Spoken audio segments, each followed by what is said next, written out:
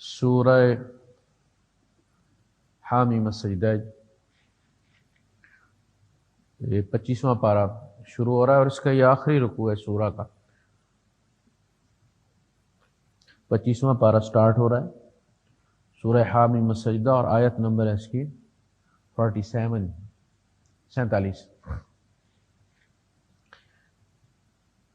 احمدہ واصلی علی رسولہ الکریم، اما بعد فاعوذ باللہ السمیع العلیم من الشیطان الرجیم، بسم اللہ الرحمن الرحیم۔ الیہ یرد علم الساعة وما تخرج من ثمرات من اکمامها وما تحمل من انثى ولا تضع الا بعلمه وَيَوْمَ يُنَادِيهِمْ أَيْنَ شُرَكَائِي قَالُوا آذَنَّاكَ مَا مِنَّا مِنْ شَهِيدٍ وَضَلَّ عَنْهُمْ مَا كَانُوا يَدْعُونَ مِنْ قَبْلُ وَظَنُّوا مَا لَهُمْ مِنْ مَحِيصٍ لَا يَسْأَمُ الْإِنسَانُ مِنْ دُعَاءِ الْخَيْرِ وَإِنْ مَسَّهُ الشَّرُّ فَيَئُوسٌ قَنُوطٌ وَلَئِنْ أَذَقْنَاهُ رَحْمَةً مِنَّا مِنْ بَعْدِ ضَرَّاءَ مَسَّتْهُ لَيَقُولَنَّ هَذَا لِي وَمَا أَظُنُّ السَّاعَةَ قَائِمَةً وَلَئِنْ رُجِعْتُ إِلَى رَبِّي إِنَّ لِي عِنْدَهُ لَلْحُسْنَى فَلَنُنَبِّئَنَّ الَّذِينَ كَفَرُوا بِمَا عَمِلُوا وَلَنُذِيقَنَّهُمْ مِنْ عَذَابٍ غَلِيظٍ۔ صدق اللہ العظیم۔ رب اشرح لي صدری ویسر لي امری واحلل عقدۃ من لسانی یفقهوا قولی، آمین یا رب العالمین۔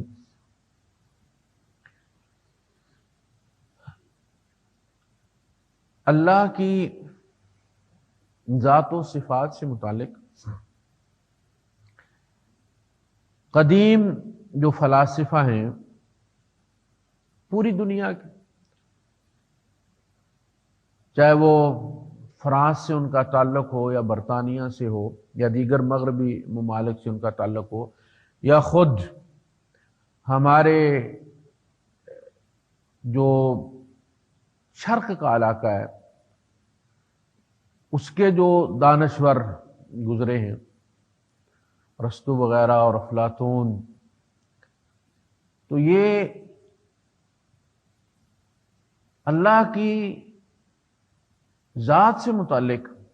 انہوں نے بڑی بحثیں کی اور بڑی بڑی کتابیں ان کی، لیکن ان کی ہر بحث اللہ کو انسان سے اور انسانوں کو اللہ سے دور لے گی۔ یعنی انہوں نے جس طرح اللہ پاک کو منزہ بیان کیا اور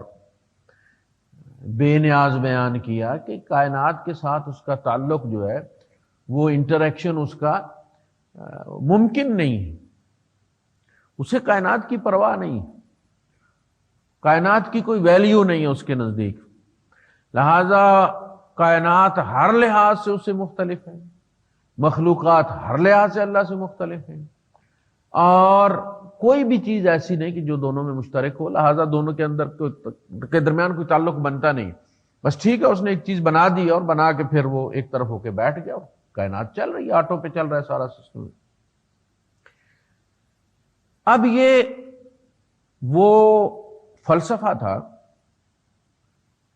کہ جس نے صدیوں حکومت کی انسانیت پر۔ اچھا، جب انہوں نے یہ بحث چھیڑی اور پھر انہیں احساس ہوا کہ ہم نے تو خدا کو وہ ہستی بنا دی ہے کہ جس تک اپروچ ممکن ہی نہیں، جب ایک آپ کی بات سننا ہی نہیں چاہتا تو آپ صدیوں دروازہ کھٹکھٹاتے رہے، اور جب آپ کو پتا ہے کہ وہ سننا نہیں چاہتا تو آپ کھٹکھٹائیں گے کیوں؟ اچھا، وہ یہ بات کر کے خود پھنس گئے۔ اب ظاہر ہے انسان کو انہوں نے اخلاقیات کے درس دینے ہیں، انسان کو اللہ سے ڈرانا ہے، انسان کو کسی چیز کی لالچ بھی دینی ہے، تو پھر انہیں اپنی غلطی کا مداوع انہوں نے کیا۔ آپ پورا لٹریچر اٹھا کے دیکھ لیں کہ پھر انہوں نے اللہ اور بندوں کے درمیان ایک واسطہ کریٹ کیا، جیسے آپ اے سی سے لے کے ڈی سی بناتے ہیں، اڈاپٹر لگاتے ہیں آپ بجلی کی ساکٹ میں، اور اس اڈاپٹر کے اندر کنورٹر لگا ہوا ہے جو اے سی کو ڈی سی میں تبدیل کرتا ہے۔ اب انہوں نے ایک ایسی ہستی تخلیق کی کہ جس کا ایک سرا خدا ہے، وہ اے سی لے رہا ہے، اور اپنی ذات کے اندر اس کو کنورٹ کر کے اس کا دوسرا رخ انسان ہے۔ اس رخ میں وہ انسان ہے، اس رخ میں وہ خدا ہے، ادھر اے سی ہے ادھر ڈی سی ہے، اور وہ اس کا یہ سرا خدا سے ملتا جلتا ہے، یہ سرا انسانوں سے ملتا جلتا ہے، لہذا اب وہ جوڑ لگ گیا۔ اب تم اس کا جو انسانی رخ ہے اس سے بات کرو، اپنے مطالبے اس کے سامنے رکھو، اور وہ جو اس کا خدائی روپ ہے، خدائی رخ ہے اس کا، اس سے وہ پھر آگے کانوے کر دے گا آپ کا میسج، اور وہ پہنچ جائے گا۔ اور یہ اس چیز نے پھر بت پرستی کو رواج دیا۔ اچھا، انہوں نے لوگوس، لیٹن جو ہے وہ لفظ ہے لوگوس، کلمہ، یعنی وہ ہستی کہ اللہ نے ایک کلمہ تخلیق کیا، وہ کلمہ جو ہے وہ انسان اور خدا کے درمیان رابطے کا کام کرتا ہے، وہ چپڑاسی ہے درمیان، وہ ایک واسطہ ہے، وہ ایک موصل ہے، وہ کنڈکٹر ہے۔ اسی طرح عیسائیوں نے کلمۃ اللہ، عیسیٰ کا ایک رخ انسان کا ہے اور ایک رخ اس کا خدا کا ہے، وہ خدا کا بیٹا ہے۔ اچھا، ہندوؤں میں وشنو، کہ اللہ نے بس وشنو کو پیدا کیا اور پھر ایک سائڈ میں بیٹھ کے باقی سارے کام وشنو کیے، جتنی بھی تخلیقات ہیں وہ وشنو کی پیدا کی ہوئی ہیں، وہ اللہ تو بے نیاز ہے، اسے ان کو پیدا کرنے کی بھی ضرورت نہیں تھی، اس نے کلمہ بس پیدا کیا ہے، اور باقی یہ کہ پھر کلمے نے آگے کام کیا ہے۔ لوگوس اس نے بنایا ہے، لوگوس نے آگے کائنات بنائی، کلمۃ اللہ۔ پھر یہ تصور ہمارے یہاں بھی، جب انسان اللہ پاک کو نہیں سمجھ پاتے، وما قدر اللہ حق قدرے، تو پھر شخصیت پرستی جنم لیتی ہے، پھر واسطوں کی پوجا ہوتی ہے، اور یہ واسطے پھر آہستہ آہستہ انسان کا ایمان بھی کھا جاتے اور پیسہ بھی کھا جاتے اور عزت بھی کھا جاتے۔ اب اللہ پاک نے قرآن حکیم کے اندر وہ تمام فلسفے جو تھے ان کی بڑی سختی کے ساتھ جو ہے وہ نفی کی ہے۔ نہیں، میں ایک سائڈ پہ ہو کے بیٹھ نہیں گیا، کل یومن ہوا فی شان یسألہ من فی السماوات والارض، صرف تم نہیں، زمین و آسمان کی ہر چیز اس کے سامنے ہاتھ پھیلائے کھڑی ہے، کل یومن ہوا فی شان، اور وہ ہر دن بیزی ہوتا ہے، کسی نہ کسی معاملے میں لگا ہوتا ہے۔ لا تاخذہ سنۃ ولا نوم، تم کہتے وہ سو گیا ہے کائنات کو تخلیق کر کے اب خواب دیکھ رہا ہے، نہیں، لا تاخذہ سنۃ ولا نوم، ہوا معکم اینما کنتم، جہاں کہیں تم ہوتے ہو وہ تمہارے ساتھ ہوتا ہے، اینما تولوا فثم وجہ اللہ، تم جس طرف منہ کرتے ہو اللہ تمہارے سامنے ہوتا ہے، وَنَحْنُ أَقْرَبُ إِلَيْهِ مِنْ حَبْلِ الْوَرِيدِ، ہم اس کی شاہ رگ سے بھی زیادہ قریب ہیں، وَنَعْلَمُ مَا تُوَسْوِسُ بِهِ نَفْسُهُ، اس کا نفس جو اس کو وسوسے ڈالتا ہے ہم اس سے بھی آگاہ ہوتے، وہ وسوسے خیال بننے سے پہلے ہمیں معلوم ہوتے۔ پھر فرمایا یعلم خائنۃ الاعین، وہ آنکھوں کی خیانت سے بھی، یعنی اتنا کلوز ہے انسان کے، اس کا اتنا انٹر ایکشن ہے انسان کے ساتھ کہ جب اللہ پاک احساسات بیان کرتا ہے ہمارے قرآن کے اندر کہ ماں یوں کرتی ہے، ماں کے ساتھ یوں ہوتا ہے، اور تم غلام کے ساتھ یوں کرتے ہو، غلام یہ چیز یوں، تو پتہ چلتا ہے کہ اللہ پاک اس کی ایک ایک چیز معمولی سے معمولی جو اس کا کوئی احساس ہے اللہ پاک اس سے بھی جو ہے وہ آگاہ ہے۔ لہذا وہ جو فلسفہ ہے اور وہ جو تصور ہے ایک کہ جی نہیں اللہ پاک کو کچھ پتہ نہیں، اس کا رد کیا گیا۔ یہ سورہ حامیم السجدہ جو جب سٹارٹ ہوئی ہے تو اللہ پاک کی قدرت بیان ہوئی ہے،